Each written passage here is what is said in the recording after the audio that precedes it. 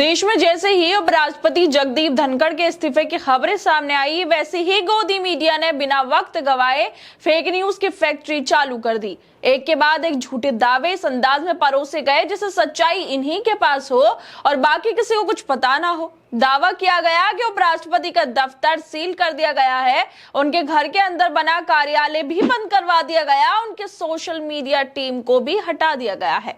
इन खबरों की ना तो कोई पुष्टि है, ना ही कोई आधिकारिक बयान, बस अटकलों का एक लंबा पुल बना दिया गया। ये वही गोदी मीडिया है जो ऑपरेशन सिंदूर के वक्त भी फेक न्यूज फैला रही थी और अब फिर एक बार सच्चाई दिखाने के बजाय टीआरपी के लिए झूठ फैलाने का काम इन लोगों ने शुरू कर दिया है। यही इनकी असली पत्रकारिता है। इनका मकसद खबर नहीं, हंगामा खड़ा करना है। देश की जनता को गुमराह करने के लिए अब इनके पास कोई मर्यादा नहीं बची। संवैधानिक पदों की गरिमा को गिराने और अफवाहें परोसना इनका नया पेशा बन चुका है। दरअसल जैसे ही उपराष्ट्रपति जगदीप धनखड़ के इस्तीफे की खबरें सामने आई, वैसे ही सोशल मीडिया पर अफवाहों का सैलाब उमड़ पड़ा और इन फेक न्यूज फैलाने वालों में कुछ तथाकथित बड़े मीडिया चैनल जिन पर लोगों को भरोसा करना चाहिए, वही फर्जी खबरें फैलाने की होड़ में सबसे आगे निकल गए। खासकर इंडिया टीवी ने तो जैसे पत्रकारिता के बुनियादी सिद्धांतों को ही ताक पर रख दिया।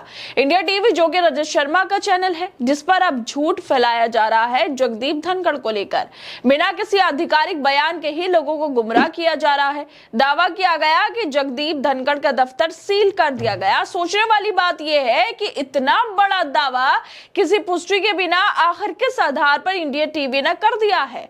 क्या आप खबरों की सच्चाई जांचने की जरूरत नहीं रही है इन लोगों को? इंडिया टीवी पर ये खबरें ब्रेकिंग न्यूज की तरह चलाई जा रही हैं, जिसमें साफ तौर पे कहा गया कि जगदीप धनखड़ के दफ्तर को सील कर दिया गया, जगदीप धनखड़ के घर वाले दफ्तर को सील कर दिया गया, जगदीप धनखड़ की सोशल मीडिया टीम को हटा दिया गया और यहां तक कि यह भी कहा गया कि जगदीप धनखड़ को सरकारी घर खाली करने के लिए भी कह दिया गया है।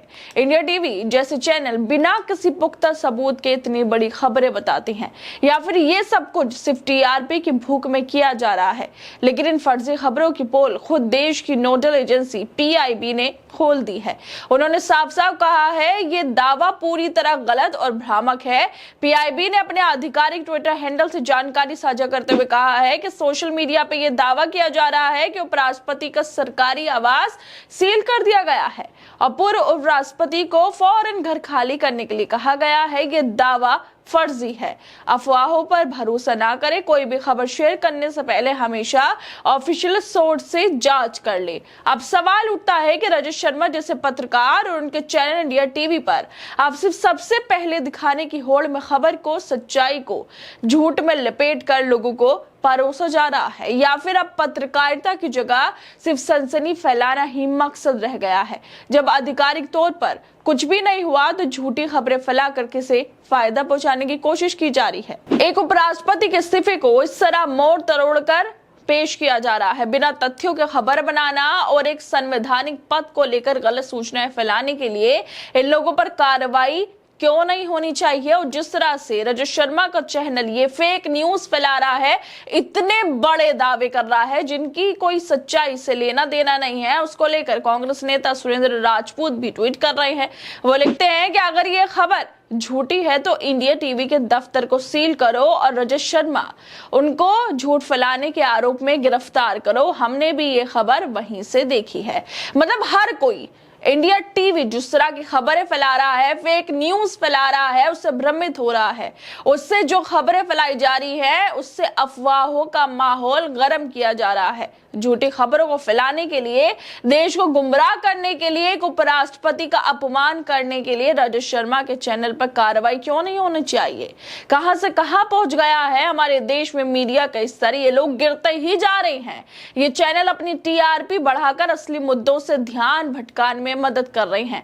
जब पीआईबी जैसी आधिकारिक एजेंसी ने साफ कर दिया है कि वो उपराष्ट्रपति का दफ्तर ना तो सील हुआ और ना ही उनसे जबरन घर खाली कराया गया है, तो फिर ये झूठ फैलाने का मकसद क्या है?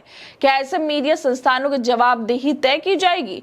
क्यों ये लोग झूठी खबरें फैलाकर देश का माहौल खराब कर रहे हैं? और सिर्फ अभी नहीं, शायद 10 सालों से ये लोग देश का माहौल खराब करने की पूरी कोशिश कर रहे हैं, झूठी खबरें फैलाकर, अफवाहों का माहौल गर्म कर और जिस तरह से फर्जी, झूठी और लोगों को बदनाम करने की जो पूरी कोशिश करते हैं, उन पर कार्रवाई जरूर होनी चाहिए, ताकि जो लोग हैं वो कम से कम तथ्यों को जांच सके, कम से कम एक संवैधानिक पद पर जो व्यक्ति बैठे हुए थे उनको लेकर झूठ ना फैलाए, अफवाहें ना फैलाए, देश का माहौल खराब ना करें और लोगों को गुमराह ना करें।